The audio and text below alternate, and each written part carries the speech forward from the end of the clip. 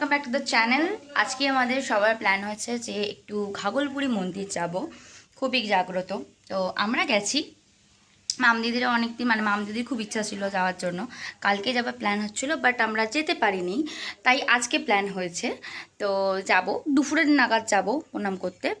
তো চলো বেশি কথা না বাড়ি আজকে ব্লগটা স্টার্ট করে দিই। প্রথমে বলেই দিলাম আজকে কী নিয়ে ব্লগ। তো যাব আবার ঘাগলপুরির মন্দির, তো তোমাদেরকেও নিয়ে যাব। কি রান্না হচ্ছে চলো তোমাদের সাথে শেয়ার করে নিই। সেই দিনকে ছিল খুবই ছিমছাম রান্না, টক ডাল, পুঁই শাকের তরকারি, আর ছিল চিংড়ি মাছ ভাপা। ব্যাস এটাই যা ছিল। তো ফাইনালি স্নান করে রেডি হয়ে গেছি, এবার রেডি হয়ে যাব। সবাই মোটামুটি রেডি, টাইম হয়ে গেছে 3:30তে। অটো করে যাব, কারণ কি মা পিসি সবাই যাবে, তার জন্য খাবো দাবো লাঞ্চে অটো অলমোস্ট দেখিয়েছি কি খাওয়ার হয়েছে। আজকে যেহেতু মানডে আর শ্রাবণ মাস চলছে, আমি মানডেটা করি, তো ওম নমঃ শিবায়। যাই হোক, তো আজকে যেহেতু সোমবার, সেহেতু আমার ভেজ, আমি খাবো ভেজ, আর বাকি লোকের জন্য নন ভেজও হয়েছে। দেখিয়েছি আগে চিংড়ি মাছ। কোথায় যাস মা? কই ফাইনালি আমরা সবাই মিলে অটোতে চেপে রওনা দিলাম ঘাগরবুড়ি মন্দিরের উদ্দেশ্যে। তো এই ঘাগরবুড়ি মন্দির কিন্তু খুবই জাগ্রত। এটা হলো চণ্ডী মাতার মন্দির, দেখবে লেখাই থাকবে, একটু পরে তোমরা দেখতেই পারবে। আর এখানে আমি তো খুবই বিশ্বাসী, আমরা ছোটোবেলা থেকে অনেকবারই গেছি। এখনও গাড়ি নিয়ে যদি আসানসোল যাওয়া হয় তবে কিন্তু আসার পথে একবার মায়ের মন্দিরে দর্শন করে প্রণাম করে আসি।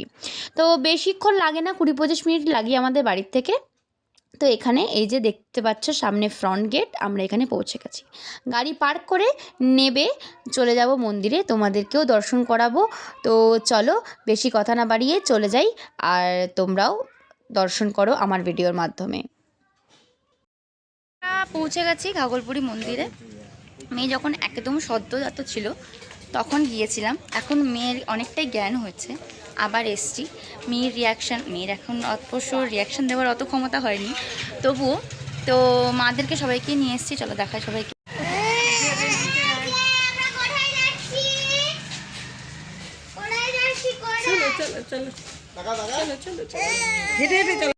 দেখালাম সবাই মোটামুটি আছে, বাবা আসেনি, বাবা আর ভাই আসতে পারেনি।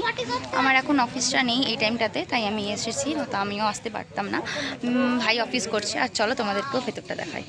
আমরা কিন্তু অনেকবারই গেছি, মামদিদি অনেক দিন যায়নি, আর পিসুও নাকি অনেক দিন যায়নি, মামদিদির বাবা। তো সেই জন্যই যাওয়া আরও বেশি করে। ওর ইচ্ছা ছিল একটু বার্থডের দিন যাবে, কিন্তু বার্থডের দিন একদমই পসিবল হয়নি। তাই আমরা বললাম কি আজকের দিনটা ছেড়ে দে, পরের দিন আমরা চল ভালো করে ঘুরে আসি, তো শান্তি করে ঘোরা যাবে। তো এই যে এখানে পৌঁছে গেছি, মন্দিরে এসেছি, পুজো দেবো না তাই কি কখনো হয় বলো? তার জন্য এখানে সবাই যে যার মতো নাম গোত্রের সাথে ডালা এখানে সাজিয়ে নিলাম পুজো দেওয়ার জন্য। তো চলো ভেতরে যাওয়া যাক। এখানে মিনময়দা নিজের নাম গোত্র আর কি ওই ইয়েতে হয় না, লিখতে হয়, তো ওই লিখে টিখে নিয়ে আমরা এবারে চলে যাব ভেতরে। চলো তোমাদের সাথে ভেতরে দেখা হচ্ছে।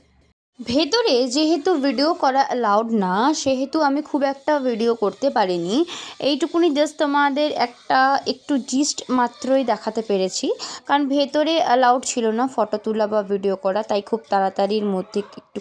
আর এই যে সামনের জায়গাটা দেখছো, এটা হলো মানদের জায়গা, যেহেতু জাগ্রত মন্দির আগেই বলেছি তোমাদেরকে, সবাই মানত করে কিন্তু এখানে ঢিল বেঁধে যায়, আর মানত পূর্ণ হওয়ার পর আবার ঢিলটা খুলে দিয়ে যায়।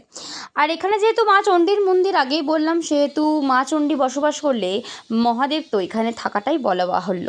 তো এই যে এটা হলো বুড়ো শিব মন্দির, শিব মন্দির যেটা আর কি বুড়ো শিব বলে এখানে, এই মন্দিরটা।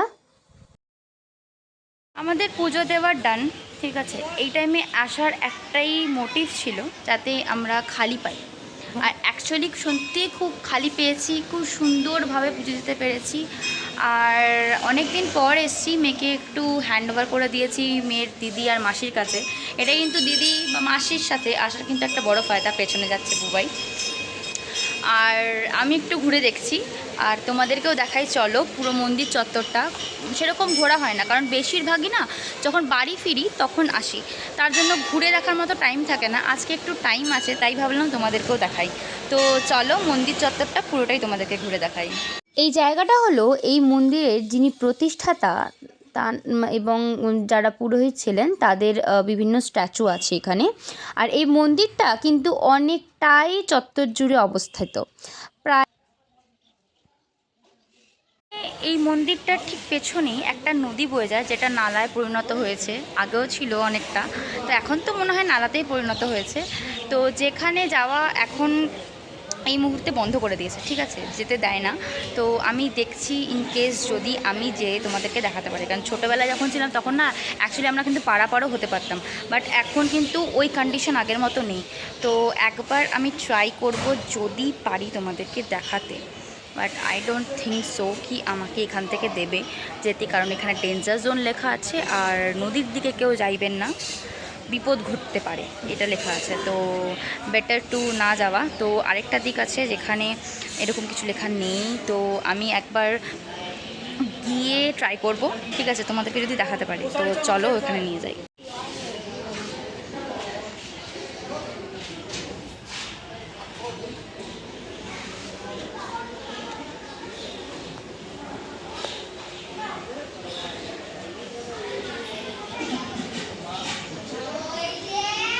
দেখাস না, দেখাস না।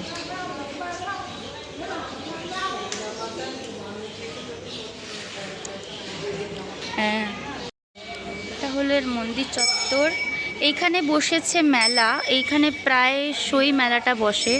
আর এখানে যিনি এখানকার সাধক, তার মূর্তি বসানো। তো চলো, আমি না সত্যি বলতে নামটা খুব একটা মুখস্থ নেই, তাই আমার মনে হয় দেখে তোমাদেরকে কনফার্ম করাই ভালো। তো চলো তোমাদেরকে দেখাই। এটা হলো এই যে বদনচন্দ্র চক্রবর্তী, এই যে নাম। আর ইনি হলেন সেই সাধক, এই যে ঘাগরবুড়ি সেবায়িত ও দেবাংশী।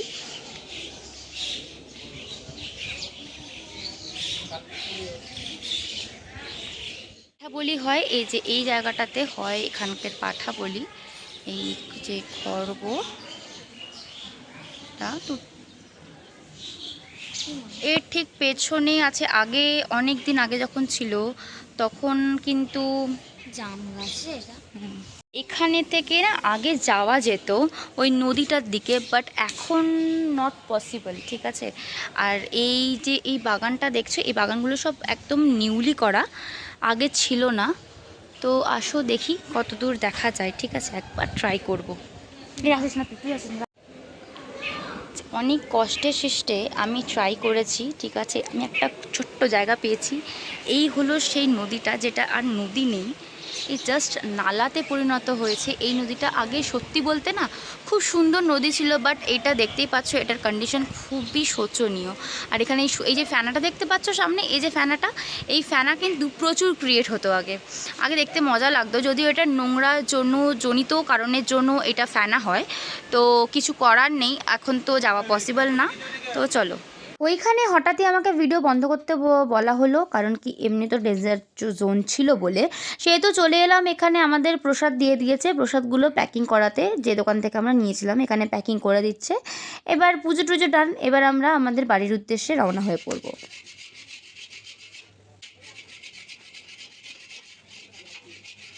দেওয়া হয়ে গেছে, ডালা নেওয়া হয়ে গেছে, সব ডান। এবারে যাব চা খেতে, মানে ঘাগরবুড়ির চা মানে ফেমাস চা, আগেও দেখিয়েছি তোমাদেরকে, আবারও দেখাবো। চলো চা যেখানে খাবো সেখানে গিয়ে দেখাচ্ছে।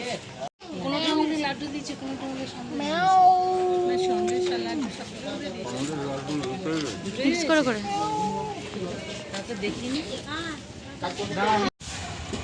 শালা না, সরি, কি বলে ভাইরা ভাই দুজনে এবার টিউনিং করে টি শার্ট পরেছে, একটু দেখিয়ে দাও টিউনিং টি শার্টগুলো। আর অল স্পন্সার্ড বাই।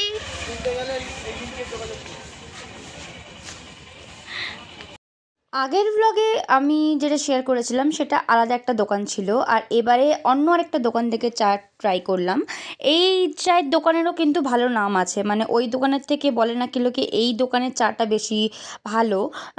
সামনে এই ভারের স্টাইলটা কলকাতায় কোথাও পাওয়া যায় কি না সেটা আমাকে মেনশন করো, ওপরেরগুলো না কিন্তু, এইগুলো, এই যে সামনের যেগুলো দেখতে পাচ্ছ সেরকম বারের ডিজাইন কলকাতায় আমার মনে হয় না কোথায় পাওয়া যায়। তো এই দোকানটার নাম ছিল ঘাগর বুড়ি স্পেশালটি, আর ওনারের নাম ছিল মনোজ সিং। তো ওই হিসেব করেই এই দোকানের নাম। আমার ভাইরা তো প্রায়ই এখানে মানে ওই চা খেতে যাওয়ার মতো, আড্ডা দেওয়ার মতন চলে যায়। আর এখানকার কিন্তু এই স্পেশালিটি হলো এই দুধটা কিন্তু কন্টিনিউয়াসলি, এই চায়ের জন্য যে দুধটা আর কি গরম করা হয় কন্টিনিউয়াসলি ওই মাটির যে বড় পাত্রটা দেখছো, ওই বড় পাত্রে কিন্তু কন্টিনিউয়াসলি গরম হয়। অন্য পাত্র কিন্তু এখানে ইউজ করা হয় না। হ্যাঁ, চায়ের জন্য কিন্তু এখানে ইউজ করা হয় একটা অ্যালুমিনিয়ামের পাত্র, বাট দুধে গরম করার জন্য কিন্তু ওই পাত্রটাই মাস্ট। আর এখানে চলে এসছে আমার চা, স্পেশাল চা, যদিও আমি ফেলে দিয়েছি ভিডিও করতে করতে। যাই হোক, চলো চাটা টেস্ট করি আর তোমাদেরকেও জানাই চায়ের টেস্টটা কেমন। সারাদিন খাইনি কিন্তু, সারাদিন খাই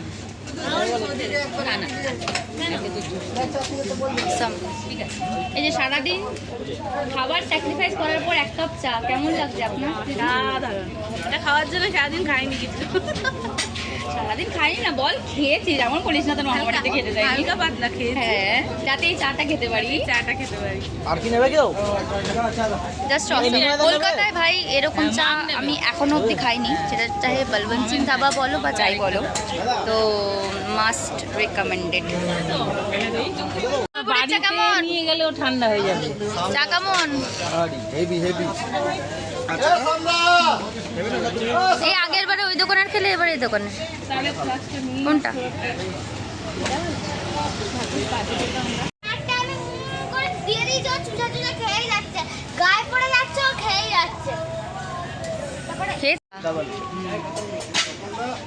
আমিও ডাবল চা, যদিও আর পড়ে যাবে না।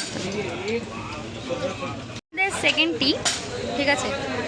আর এই ফ্লেভার আমি তো আজ পর্যন্ত কলকাতায় পাইনি। যদি কেউ পেয়ে থাকো যারা এখানকার চা খেয়েছো, তারা কিন্তু অবশ্যই কমেন্টে জানিও। আমাদের পুজো ডান, চা খাওয়া ডান, এবার আবার ঘরের পথে রওনা। মনে হচ্ছে আমরা ঘরে যাবো না, অন্য কোথাও কিছু প্ল্যান আছে, তো আপাতত জানি না। তো চলো আপাতত এখান থেকে তো বেরোই, তারপরে দেখি কোথায় যাওয়া হয়। সত্যি সত্যি আমাদের প্ল্যান চেঞ্জ হয়ে গেছিলো, আমরা বাড়িতে যাইনি, আমরা বাড়ির বদলে পৌঁছে গেছিলাম আরও একটা জায়গায়। সেই জায়গাটা কোথায় আশা করছি তোমরা বুঝতে পেরে গেছো। তো চলো ভেতরে যাওয়া যাক। এর পথে মিশন পড়ে, আমি ঘুরে গেছি, মারা বা পিসিরা আসেনি, মা এসছে, পিসিরা আসেনি কোনোদিন, তাই পিসিরা বললো একটু ঘুরে যাব, তাই এলাম মিশন। তোমাদের আগের ব্লগেই দেখিয়েছি মিশনের ভেতরটা, মিশনটা কেমন। এই ব্লগেও কিছু কিছু ছোটো ছোটো জিনিস শেয়ার করবো না তা না। তো আর ফুল ভিডিওটা মানে মিশনের ফুলটা দেখার জন্য আমি পেছনের যে আমার ভিডিওর লিঙ্ক আছে সেটা আমি দিয়ে দেবো, সেটা চেক আউট করে নিতে পারো, ফুল ডেসক্রিপশন। এই জন্যই মাম দিদির জন্মদিনের দিন আমরা কিছু প্ল্যান করিনি, কারণ সেদিনকে একটা সারপ্রাইজ পার্টি, মানে পার্টি বলা যায় না, সারপ্রাইজ একটা কেক আমরা করেছিলাম, তাই জন্য। তো ব্লগেও তোমাদের সাথে শেয়ার করেছি যখন আমি আমার বন্ধুদের সাথে এসেছিলাম, মিশনের পুরো পরিবেশটা কেমন, কী বৃত্তান্ত, সেই ভিডিওর লিঙ্ক আমি ডেসক্রিপশন বক্সে দিয়ে দেবো, তোমরা গিয়ে চেক আউট করতে পারো। আর এই ভিডিওতে আমি ছোটো ছোটো জিনিস প্রোভাইড করবো অবশ্যই। তো চলো বেশি কথা না বাড়ি, পুরো ভিডিওটা তোমাদের সাথে শেয়ার করে নিই আর ব্লগটাকে আগে বাড়াই।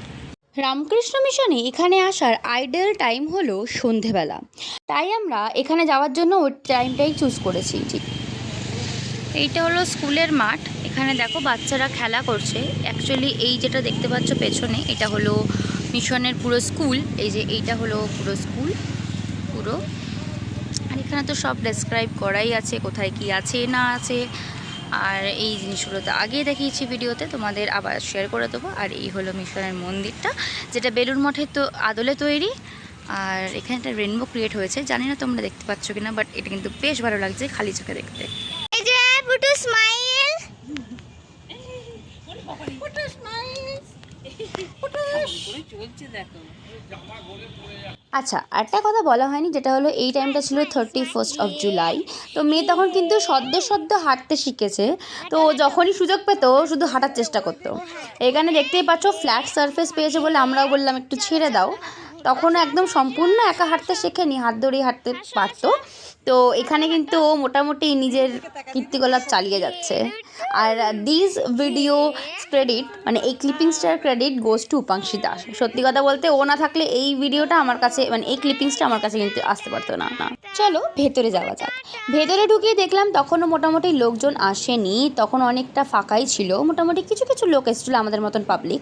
তা আমরা যখন ঢুকেছিলাম আর ভীষণের এই ভেতরের প্রার্থনা রুমে ঢুকলেই না একটা অদ্ভুত একটা খুব পিস অফ মাইন্ড ফিল হয়। কার কার এরকম ফিল হয় আর কে কে এই রামকৃষ্ণ মিশনে যেতে পছন্দ করো বা কে কে গেছো আমাকে কিন্তু কমেন্টে অবশ্যই জানিও।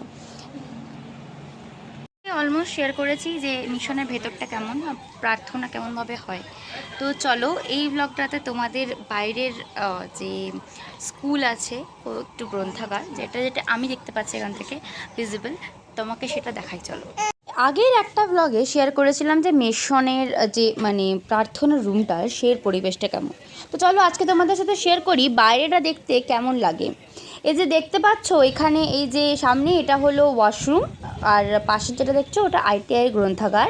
আর এই যে ঠিক এর পেছনে মানে মিশনের যে প্রার্থনা রুমে এই যে সাদা কালারের যে ঘরটা দেখতে পাচ্ছ এটাও কিন্তু একটা গ্রন্থাগার আর প্রার্থনা রুম। এটা আগে ছিল, পরে এটা মানে যখন এই বেলুড় মঠের আদলে এই মন্দিরটা তৈরি হলো এইখানে শিফট হয়ে গেল সব কিছু। তার আগে মানে শিফট হওয়ার আগে অবধি কিন্তু সেইখানেই প্রার্থনাগুলো হতো। যারা আর আমরা এটা সবাই জানি যারা মিশনে পড়াশোনা করে তাদের কিন্তু এই প্রার্থনা, সকালে ওঠা, খেলাধুলা করে এগুলো কিন্তু একটা ডেলি রুটিনের মধ্যে পড়ে। তো সেহেতু সেই জন্যই সেরকম মাফিকেই করা। তারপরে সন্ধে হয়ে গেছিলো, মেয়ে একটু ঘুম ঘুম পাচ্ছিলো, তাই আর বৃষ্টিও আসবে হচ্ছিলো, তাই সব মানে দুজন বাচ্চা আর মা আর পিসু তিনজনে মিলে চলে গেল। আর আমরা যাওয়ার পথে আমরা বলেছিলাম একটু হেঁটে যাবো, কারণ অনেক দিন আমরা এই জিনিসটা এনজয় করিনি, একটু গল্প করতে করতে টাইম নিয়ে যাব। তাই একটু হাঁটা দিলাম। হাঁটা লাগাবার পথে সামনে ইঞ্জিনিয়ারিং কলেজ, সেখানে গিয়ে দেখলাম এই যে ফুচকাওয়ালা বসেছে, সেখানে গিয়ে নিয়ে নিলাম আমাদের জন্য ফুচকা। আর ফুচকাটা মোটামুটি ঠিকই ছিল, খুব একটা হাইফাই ছিল না। তারপরে অর্ডার করে ফেললাম মোমো বাড়িতে নিয়ে যাওয়ার জন্য, কারণ সবার পেট ভরেনি। আর বাড়িতে যেহেতু মামদিদির মেয়েও ছিল, আমার মেয়ে তো তখনও খেতো না, কারণ মামদিদির মেয়ে ছিল, ওরও খিদে পাবে জানি, তার জন্য ওর জন্য নিয়ে নিয়েছিলাম আমরা মোমো। নিয়ে তারপরে আমরা হাঁটতে রওনা দিয়েছিলাম বুলাপিসির বাড়িতে যাওয়ার জন্য। বুলাপিসিদের বাড়ি পৌঁছে খেয়ে নিলাম সিঙ্গাড়া আর একটা চপ, তারপরে চলে গেলাম বাড়ি পৌঁছাতে অনেক রাত হয়েছিল, রাত 11টা নাগাদ। গিয়ে ডিনার করে এখানে তারপরে কোল্ড ড্রিঙ্কসের পালা, আর এখানে যে সবাই খেলছে। আর রাতের লাস্ট সেদিনকে দিনটা এন্ড করেছিলাম একটা আইসক্রিম দিয়ে, যেটা খুব ভালো ছিল। আর ভিডিও আজকের মতো ব্লগটা এখানেই শেষ করছি, আবার নেক্সট ব্লগে দেখা হচ্ছে, ততক্ষণ হচ্ছে টাটা। আর ভিডিওটা ভালো লেগে থাকলে অবশ্যই like, share and subscribe for more such videos.